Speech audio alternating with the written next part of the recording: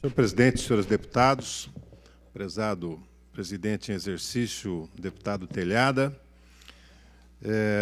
eu queria aqui, na sequência da deputada Bebel, minha colega de bancada, seguir nesse mesmo raciocínio, porque, de fato, o Dia do Professor ele possibilita, ele cria a oportunidade que não se pode perder de discutir a situação da educação no nosso Estado e no nosso país.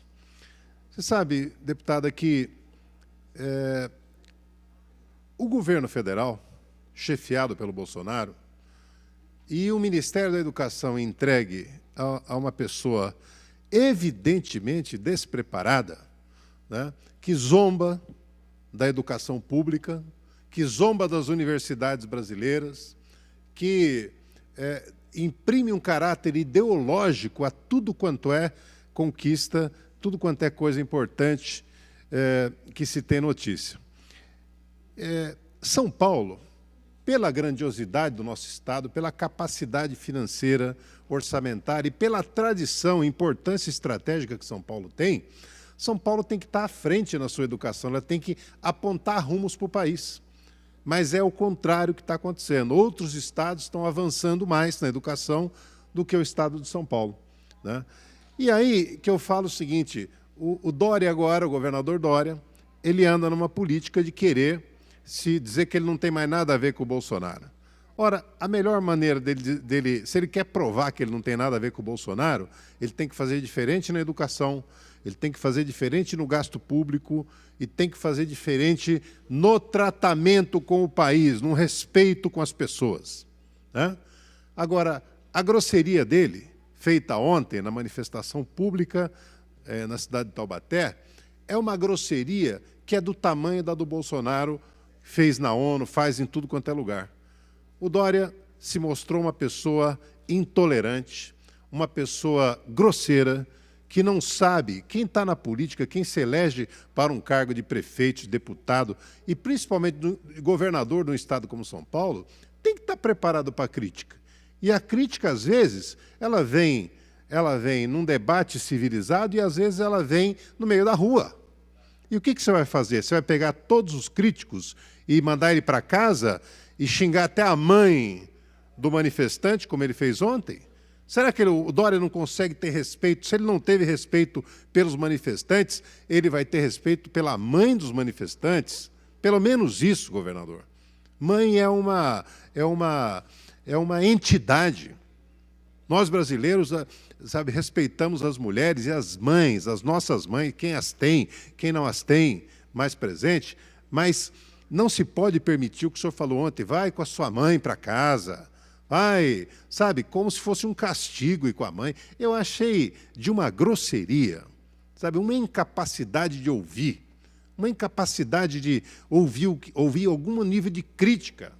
Como é que você vai ocupar um cargo com esse tamanho de intolerância? Quem disse que governador do Estado é só para ouvir elogios? Sabe, o que as pessoas estão ali se não reivindicando vamos dizer, uma melhoria salarial, as reivindicações próprias, no caso ali dos policiais?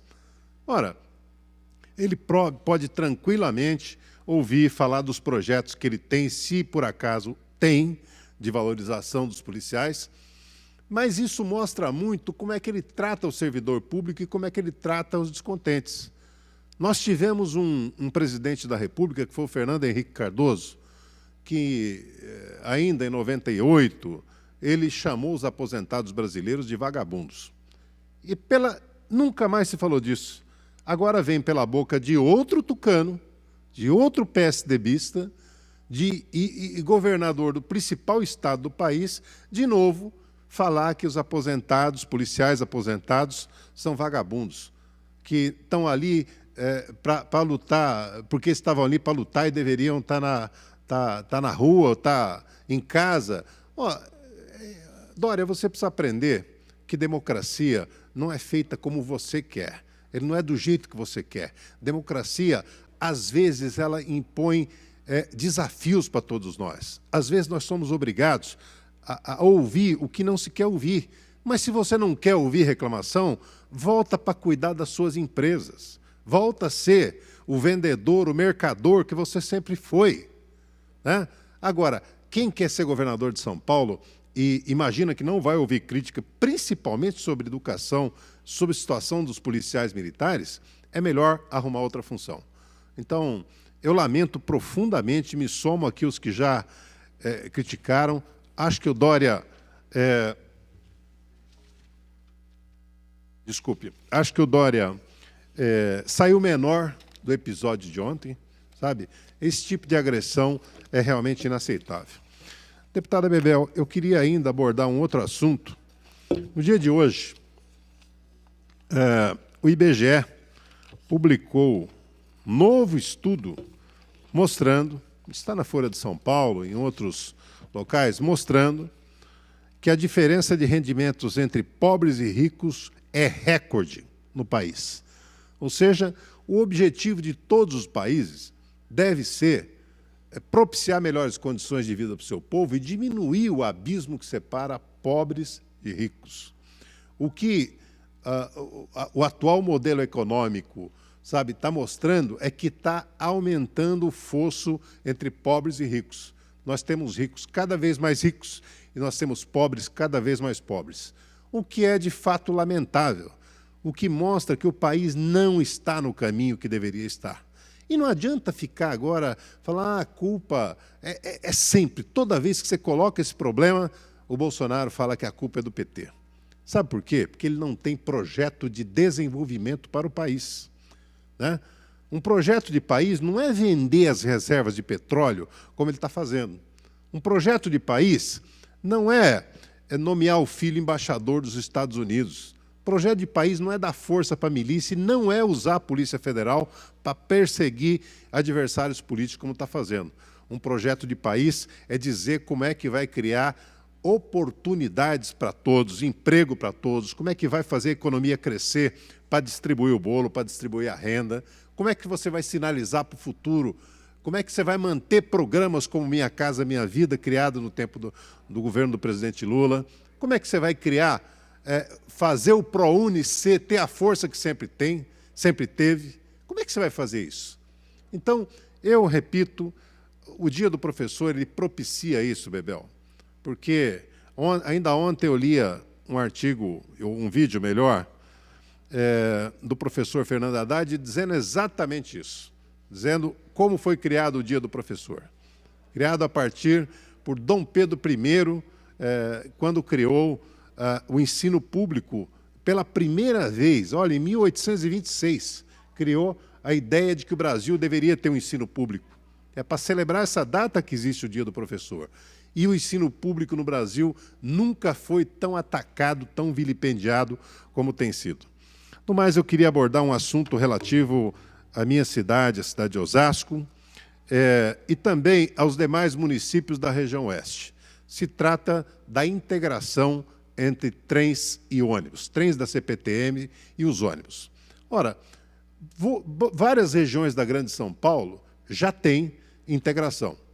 Eu propus, apresentei um pedido aqui para que o Estado faça estudos visando a integração, porque isso significa que as pessoas vão sair do seu bairro, na Zona Norte de Osasco, ou na Zona Sul, ou em Carapicuíba, ou em Barueri, em Itapevi, em Jandira, cidades cortadas pela linha do trem, e saem do seu bairro com um ônibus que integrará com a linha de trem e que pagará uma única tarifa por isso. Agora, hoje, isso não acontece. E isso é muito importante porque isso significa criar condições, melhorar, tornar menos oneroso o valor do transporte no bolso do trabalhador, da trabalhadora.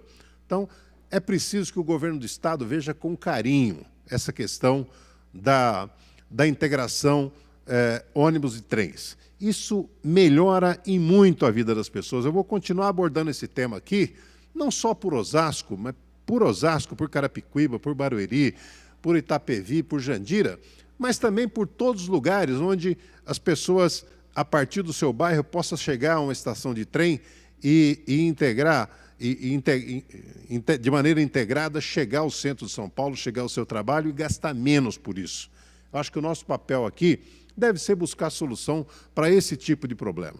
O Estado precisa investir nas pessoas. O Estado não pode ficar cada vez enxugando mais, cada vez diminuindo a prestação de serviço, cada vez privatizando mais e saindo da responsabilidade que lhe compete. Muito obrigado a todos.